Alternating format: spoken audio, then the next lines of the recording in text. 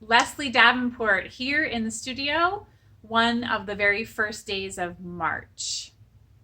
So our client resources this month are twofold. I hope you've already seen that we're participating in March Madness.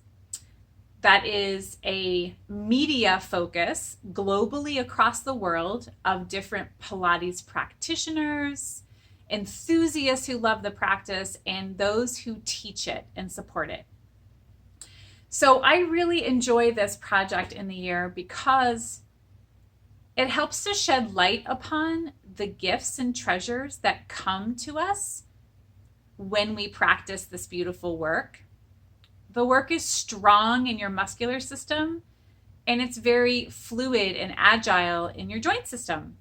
So those are some of the reasons why I find it a must for health and fitness.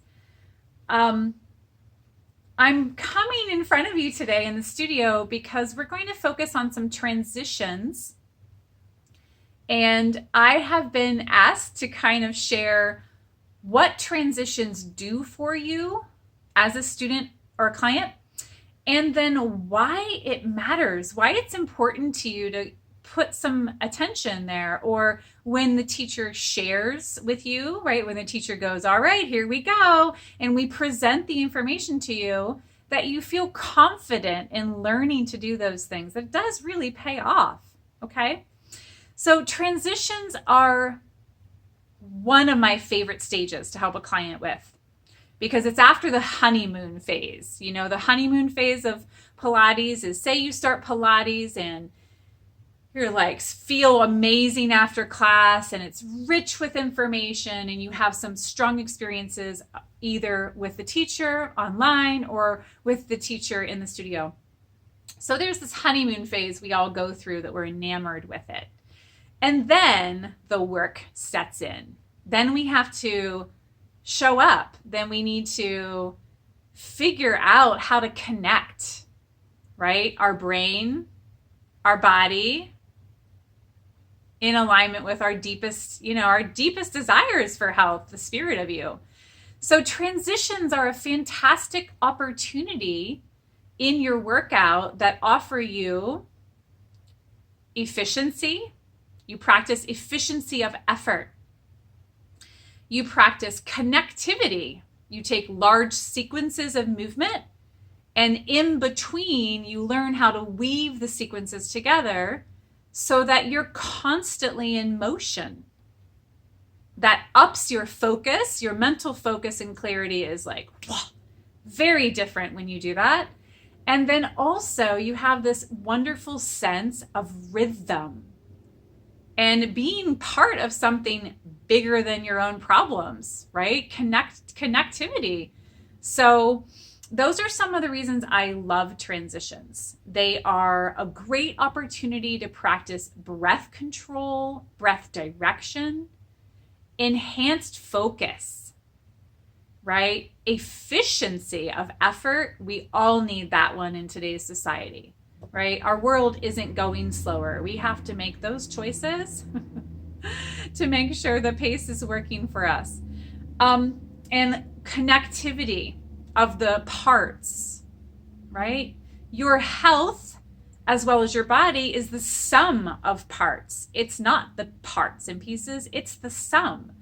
So I really stand here in front of you today for transitions, that transitions are simply a tangible way to learn how to connect the sum of parts and pieces.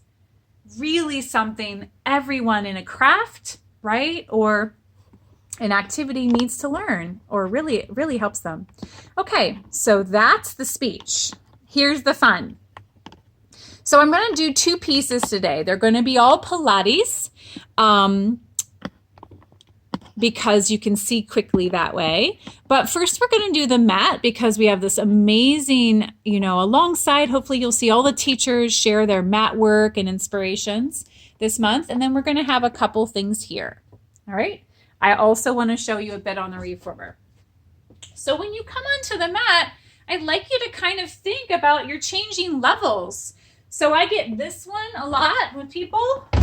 I get the sit plop, right?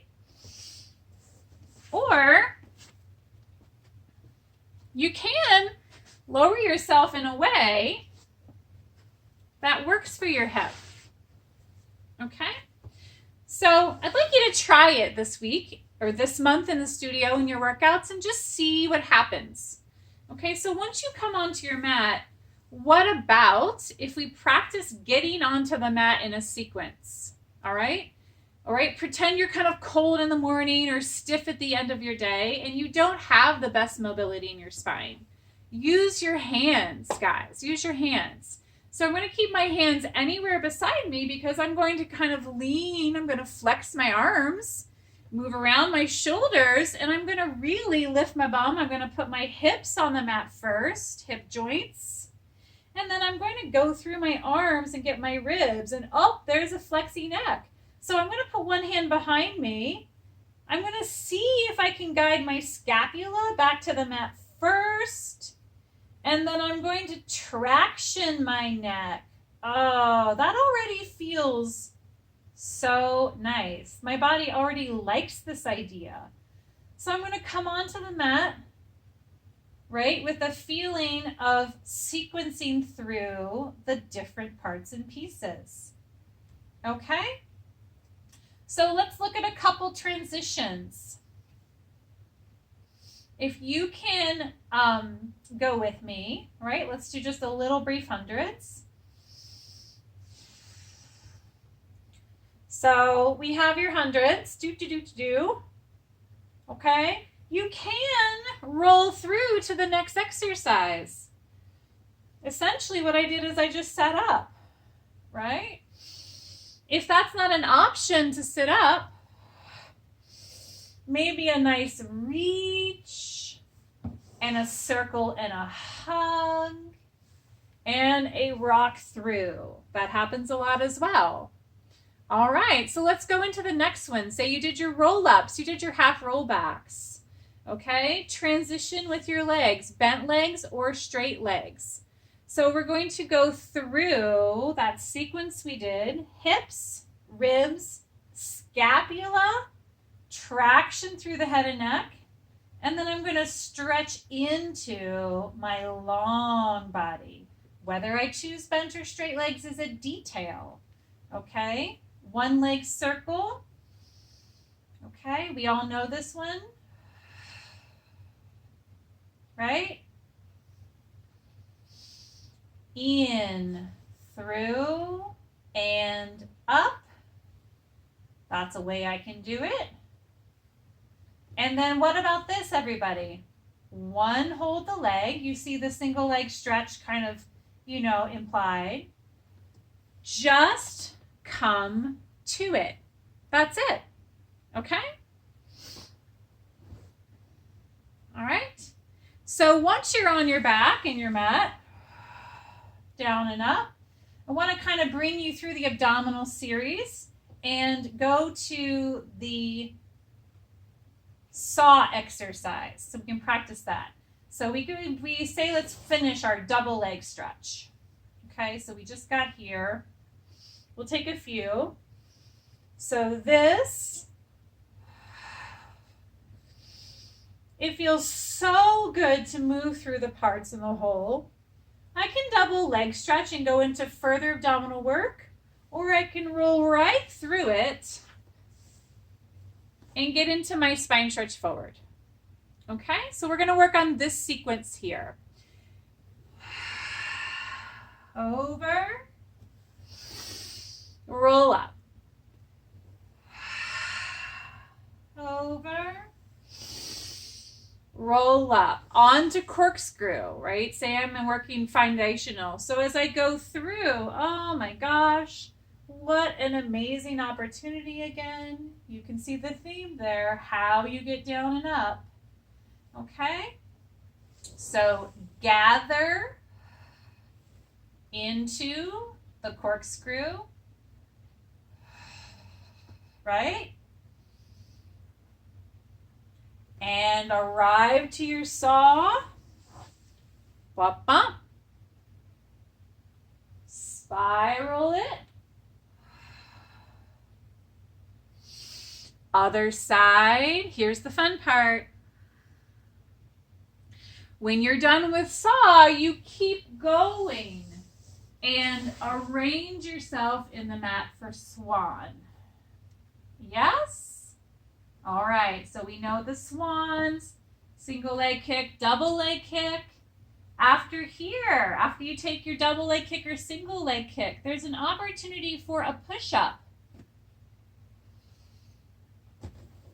Yes? There's an opportunity for that. Now say it's a little bit of a rougher day. Say that a push-up is impossible after your single leg kick, double leg kick.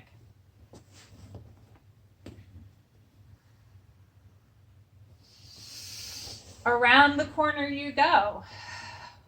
You thread one arm through, and then you're right in your shoulder bridge. Okay? Shoulder bridge onto side kicks. Adjusting back on the mat, second side. Good. So I hope you see that the exercises become so fluid when you connect them. It's really an amazing place to actually relax and practice just moving through. The efficiency of effort on how you go down and sit up is incredible for most people. Okay, so I know that's a short peek. We won't be done with it this month. We'll be able to show a final kind of project with it towards the end of the month. But let me turn you around to the reformer so we can work on one specific one there.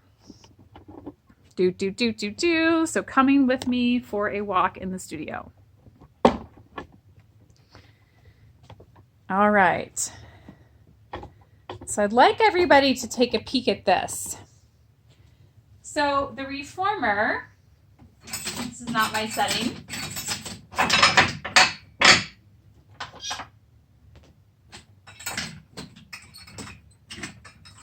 The reformer is slightly higher than the mat, but I'm going to still need to get on into it in a smooth manner and arrange myself. Okay? So there's different ways. We could do sit, turn through, and lay back. That's one way to get up and down. But I find a lot of my clients are not ready for that.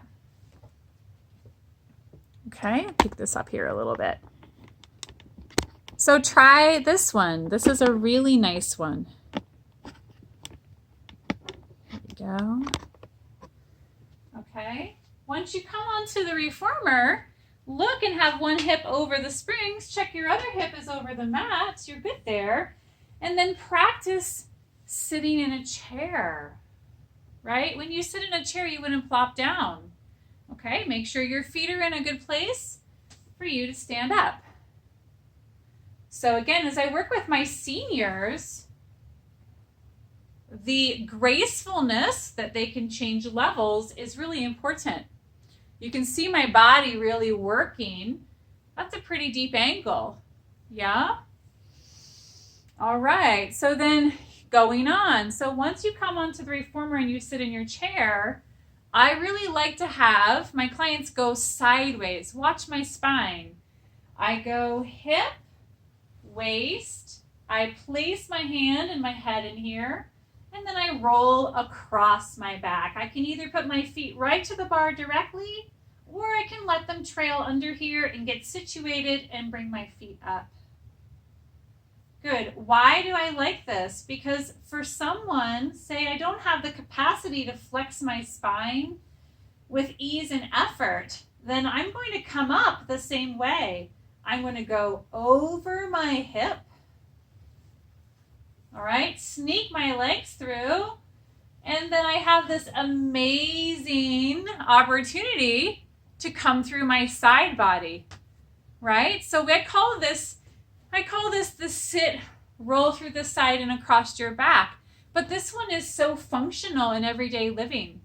So I really suggest, that you know this, even if you are an advanced client and you don't have use for it in your daily practice, meaning that you can effortlessly roll through the center and do your roll up all the time. That's it's problem. These are versatile skills, okay? So it's really, if you've ever had a problem with your spine or your hip, right, that prohibits you from rolling your back easily, right? That is not an uncommon thing for us. All right, so we'll just check it out again. So I'm going to sit. I'm going to go through the side, everybody. I'm going to go sideways and fit in. Again, efficient. I'm pretty much, with minimal adjustments, ready for my footwork exercises. I need to know that because when I come off of it, I need to go over. I lift my hips. I use the bar. And then voila, right to my feet. Okay? So I understand that's the start of a conversation between us about transitions. I hope we can show you some fun ones all through the next few weeks of this month. And please reach out to us if you want to see some specific ones. This is a fabulous thing to practice in your workout and in the studio or at home. Have a good day.